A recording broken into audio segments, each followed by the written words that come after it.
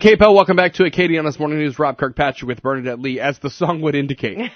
Thank you. That was sweet of you to put that in. No problem. I'm glad to know, all right, that you thought of me. That's nice. So Bernie and I have both been touched in one way or another by the terrible Alzheimer's disease.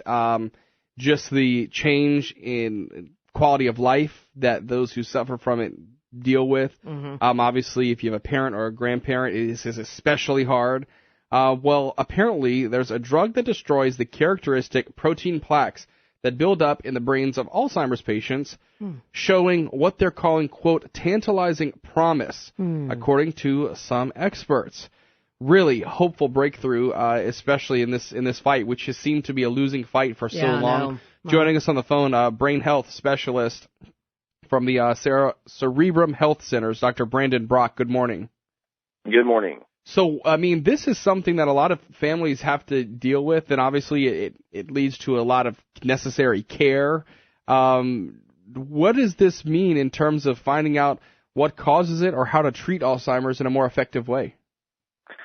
Well, the good thing about this study is this medication in particular, they were using imaging to see the plaques in the brain. They now have several of these throughout the country, and they were able to pick out people early in the disease process, and it matched, the level that they wanted to treat, administer the medication, and they noticed that the plaques started to resolve. And it's not that they got better, but their rate of decline slowed or stopped. Wow. Which, that's a big deal because it is. If you identified somebody early enough and got them in the right category, you could really prevent maybe some disastrous things from happening. Yeah. Dr. Brock, is Alzheimer's something that occurs more often, or are we just a little bit more aware to what it is? Yeah. I mean, obviously in times before we had the imaging that we have and the research on the cognitive functions, that sort of thing. Did we just think that when people got old, that's a mean old man, or that's a mean old woman? They kind of just lost it a little bit. I think it's all three. I think there is more awareness. And then number two, I think there is more people with it. And then number three, I'll even add another thing to it, and that is I think it's starting at a younger age. Yeah. The average age that I'm seeing in my clinic in females is in their early 50s. Wow. That's the average age? Mm-hmm. In your clinic, the average age, early 50s? I think that's pretty shocking. So what do we, we've heard a lot, watch your blood sugar levels, watch your blood pressure. Dr. Brock, what can we do with prevention? I mean, what should we be doing?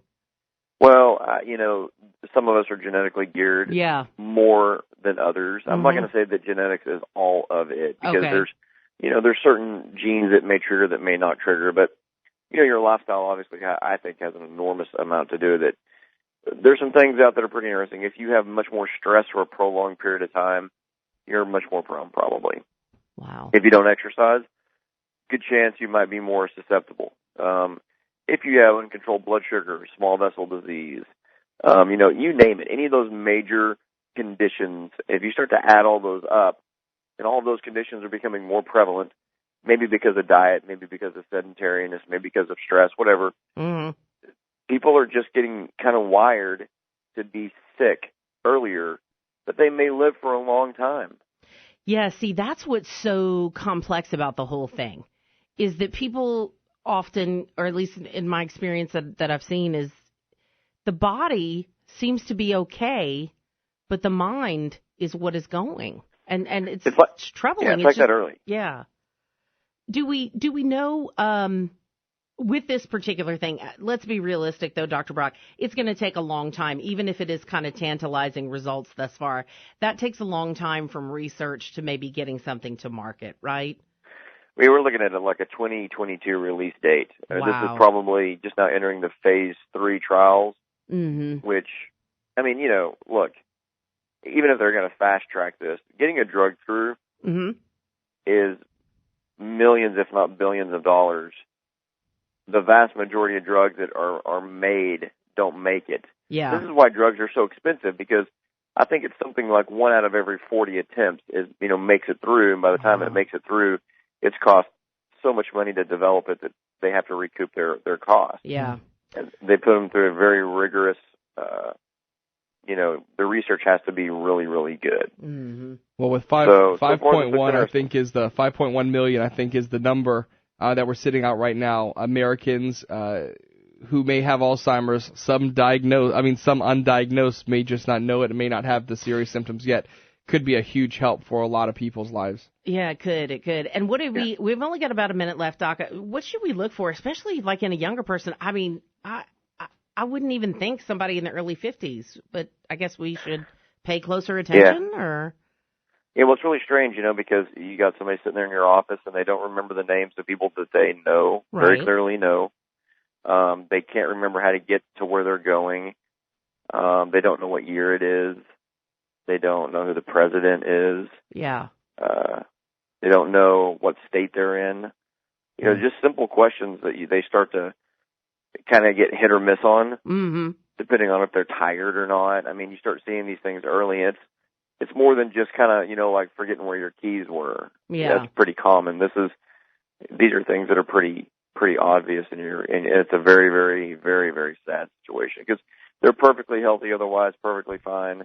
They look normal, and they're going to live forever. But the problem is they can't really contribute much in ways of vocation, and it's hard for them to make money, and so people have to take care of them, and that is going to be a huge economic burden and impact on that family. Absolutely. Well, Dr. Brock, I want to thank you so much for your time this morning, and I think it kind of wakes people up a lot just to know the average age there. And thank you so much for giving us the details of this study and also some background as well. Thank you. You bet. Thanks for having me on anytime.